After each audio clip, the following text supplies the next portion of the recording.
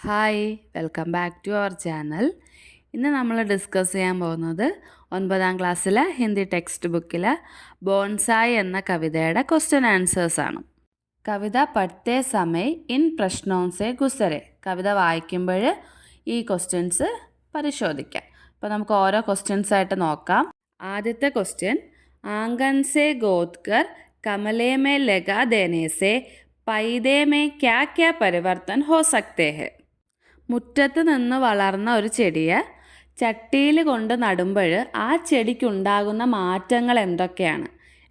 Answer നോക്കിക്കോളൂ. ഖമലേ may ലഗാനെ per പൈതേ co സ്വാഭാവിക് Hawa pani or ജഗഹ് നെഹി മിൽത്തി.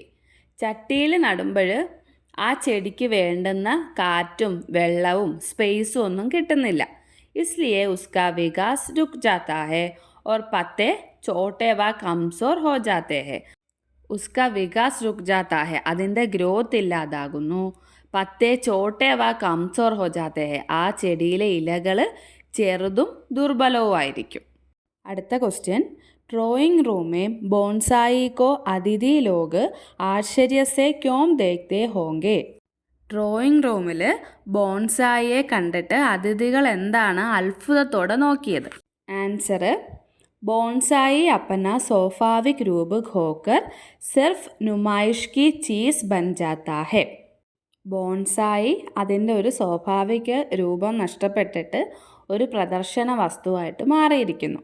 Log ഉസ്കെ അസ്വാഭാവിക് Roop or സുന്ദരതാ കോ ദേഖർ ആശ്ചര്യ കർത്തേ ഹെ. ആളുകൾ അതിൻ്റെ അസ്വാഭാവിക രൂപവും ആ ഒരു സൗന്ദര്യവും കണ്ടിട്ടാണ് അത്ഭുതപ്പെട്ടത്. അസ്വാഭാവിക രൂപം എന്ന് പറഞ്ഞത് ഇതുവരെ കണ്ടുകൊണ്ടിരുന്ന രൂപത്തിൽ നിന്ന് വേറൊരു രൂപത്തിലോട്ട് കാണുക. അടുത്ത ക്വസ്റ്റ്യൻ, ധീരെ ധീരെ മേം ബോൺസായി മേം തബ്ദിൽ ഹോ ഗയി ഇസ്സെ ആപ്നെ ക്യാ സംജ. പതിയെ പതിയെ ഞാൻ ബോൺസായി ആയി മാറി തുടങ്ങി. ഇതിൽ നിന്ന് നിങ്ങൾക്ക് എന്താണ് മനസ്സിലായത്? ആൻസർ, घर के अंदर गमले में रखे गए पौधे के लिए स्वाभाविक जीवन बिताने का कोई उपाय नहीं रहा. വീട്ടിനുള്ളിൽ ചട്ടിയിൽ വളരുന്ന ചെടിക്ക് അതിൻ്റെ നാച്ചുറൽ ലൈഫ് മുന്നോട്ട് കൊണ്ടുപോകാൻ വേണ്ടുന്ന മാർഗങ്ങളൊന്നും തന്നെ ഉണ്ടായിരുന്നില്ല.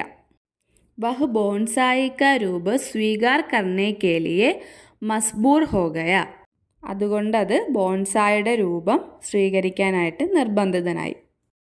അടുത്ത ക്വസ്റ്റ്യൻ, മുജ്മേ ലഗേ ഫൽ ഫൂൽ ने तुम्हें फिर डराया इससे आपको क्या आशय मिलता है. എന്നിലുണ്ടായ ഫലങ്ങളും പൂക്കളും നിന്നെ വീണ്ടും ഭയപ്പെടുത്താൻ തുടങ്ങി. ഇതിൽ നിന്ന് നിങ്ങൾക്ക് എന്ത് ആശയമാണ് കിട്ടുന്നത്? ആൻസർ, ബോൺസായി മേ ഫൽ ഫൂൽ ലഗിന സാമാന്യ നെഹി ഹെ. സാധാരണയായിട്ട് ബോൺസായിൽ പഴങ്ങളും പൂക്കളും ഒന്നും ഉണ്ടാകാറില്ല. इसलिए जब घर के अंदर रखे बोनसाई में फल फूल आ गए तो मालिक आश्चर्य और परेशानी में पड़ गया. അതുകൊണ്ട് തന്നെ വീട്ടിനുള്ളിലെ ബോൺസായിൽ പഴങ്ങളും പൂക്കളും വന്നു തുടങ്ങിയപ്പോൾ അതിൻ്റെ ഉടമസ്ഥൻ അത്ഭുതപ്പെടാനും ആശങ്കപ്പെടാനും തുടങ്ങി. ബോൺസായിൽ പഴങ്ങളും പൂക്കളും വരാൻ തുടങ്ങിയപ്പോൾ ഭയപ്പെട്ടു എന്ന് പറഞ്ഞത് ഇതുകൊണ്ടാണ്. അടുത്ത ക്വസ്റ്റ്യൻ, ബോൺസായി में फल फूल लगने पर मालिक ने उसे घूरे पर क्यों फेंक दिया. ബോൺസായി കായ്ക്കാനും പൂക്കാനും തുടങ്ങിയപ്പോൾ ഉടമസ്ഥൻ എന്തുകൊണ്ടാണ് അതിനെ ചവറ്റുകുട്ടയിലേക്ക് വലിച്ചെറിഞ്ഞത്? ആൻസർ, ബോൺസായി में फल फूल लगना मालिक के लिए एक चुनौती है.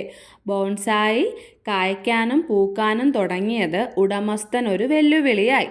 इसलिए മാലിക് ने उसे अपने पास रहना नहीं चाहा. അതുകൊണ്ട് ഉടമസ്ഥൻ അതിനെ അകത്ത് സൂക്ഷിക്കാൻ ആഗ്രഹിച്ചില്ല. ഉസെ ഖൂരെ പർ ഫേങ്ക് ദിയ, അതിനെ ചവറ്റുകുട്ടയിലേക്ക് വലിച്ചെറിഞ്ഞു. അടുത്ത ക്വസ്റ്റ്യൻ, ഖൂരെ പർ ബോൺസായി കി ജടേം ഓർ ഫൈൽ ഗയി കാ മത്ലബ് ക്യാ ഹെ.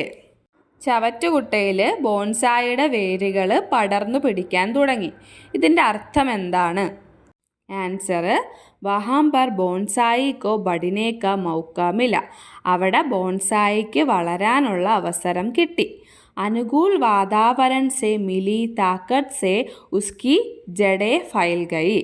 അനുകൂല സാഹചര്യം കിട്ടിയതുകൊണ്ട് ശക്തിയായിട്ട് തന്നെ അതിൻ്റെ വേരുകൾ പടർന്നു പിടിക്കാൻ തുടങ്ങി. അടുത്ത ക്വസ്റ്റ്യൻ, കവിതാ സെ വിശേഷ അർത്ഥ കോ സൂചിത് കർണേ വാലെ ശബ്ദോं കോ പഹചാനെ. കവിതയിൽ പ്രത്യേക അർത്ഥം സൂചിപ്പിക്കുന്ന വാക്കുകളെ തിരിച്ചറിയുക. 2 വാക്കുകൾ ഇവിടെ കൊടുത്തിട്ടുണ്ട്, ബോൺസായും ആംഖനും. ബാക്കി കവിതയിൽ നിന്നും കണ്ടുപിടിച്ച് എഴുതുക. അതിൻ്റെ ആൻസർ ഇവിടെ ചേർത്തേക്കാം. നിങ്ങൾ കവിതയിൽ നിന്ന് കണ്ടുപിടിച്ചത് കറക്റ്റാണോ എന്ന് നോക്കുക.